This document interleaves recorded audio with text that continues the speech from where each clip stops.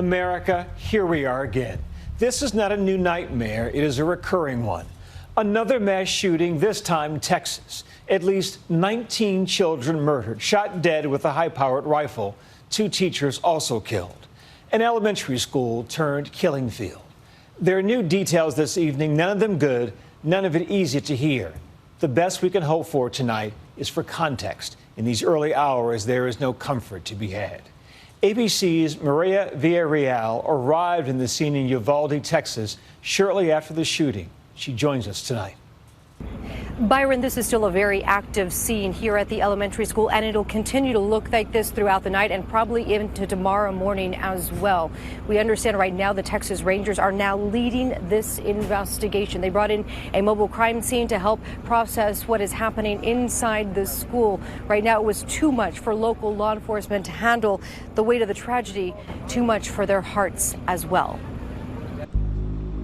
Tonight, horror and heartbreak in this tiny South Texas community. Earlier today, a mass shooting at Robb Elementary School in Uvalde, Texas, killing at least 21 people, including 19 children. The deadliest school shooting in nearly a decade and the 3rd deadliest in America since Virginia Tech. The size of the devastation here, the number of lives lost, is very significant. It's elementary age kids, 9, 10, totally helpless, totally harmless, the shot in their own classroom. That image should really burn in people's memory as to we shouldn't have to relive Sandy Hook. Officials say the alleged gunman, Salvador Ramos, also shot his own grandmother before attacking students at the elementary school. What happened in Uvalde is a horrific tragedy that cannot be tolerated in the state of Texas. Among those who lost their lives, 10-year-old Javier Lopez, who was in the 4th grade, his family sharing this photo with us this evening. 19 students were killed and 2 teachers, including 4th grade teacher Eva Mireles. The school has children that are in 2nd, 3rd, and 4th grade. 2 responding officers were also shot but are expected to survive. Officials say the alleged shooter was killed by responding law enforcement. Mr. Ramos, the shooter, he himself is deceased and is believed that responding officers killed him. Good evening, fellow Americans. Tonight, President Biden speaking to the country on yet another mass shooting, just days after 10 people were killed in a grocery store in Buffalo, New York. I'd hoped when I became president I would not have to do this again. Another massacre, Uvalde, Texas, an elementary school.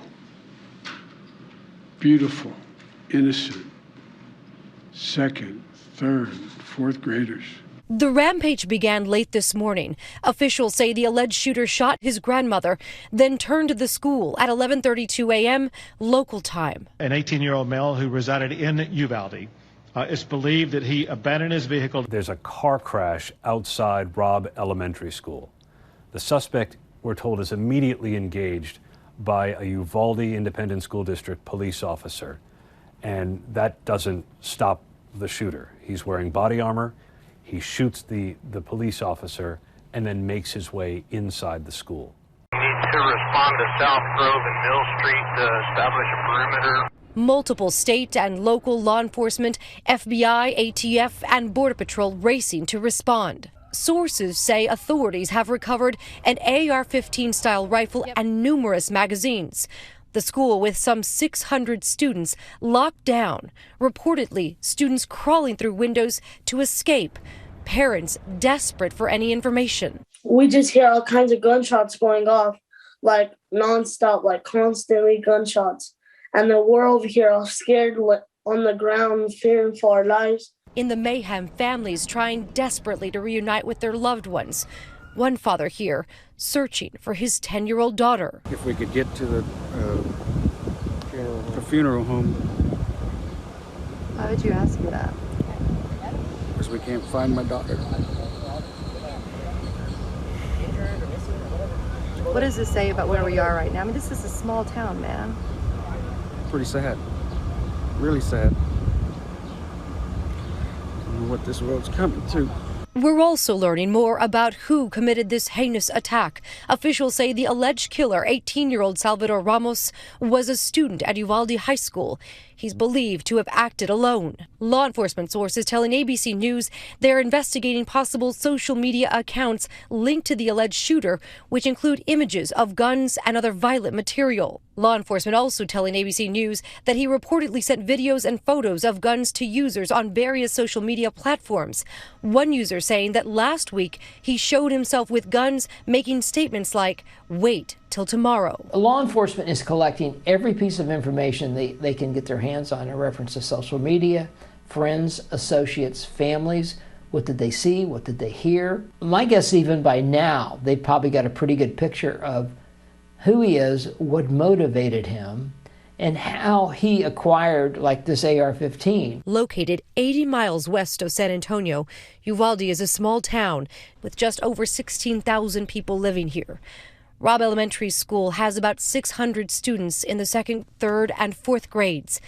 The school's last day was supposed to be this Thursday. The close-knit community, tonight, feeling the shock.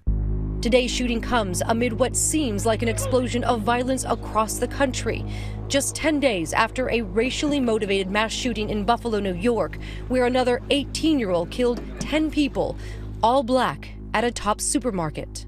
He shot a woman, he shot a deacon, he shot another woman, and then he went in the store and started shooting again. This tragedy also drawing a parallel to the horrifying mass shooting at Sandy Hook Elementary School in Newtown, Connecticut, nearly a decade ago. That killer shooting his mother in their home before driving to the elementary school and killing 20 school children and 6 teachers. Connecticut Senator Chris Murphy, who represented Newtown's district in Congress when the tragedy occurred, tonight giving an impassioned speech from the Senate floor. What are we doing?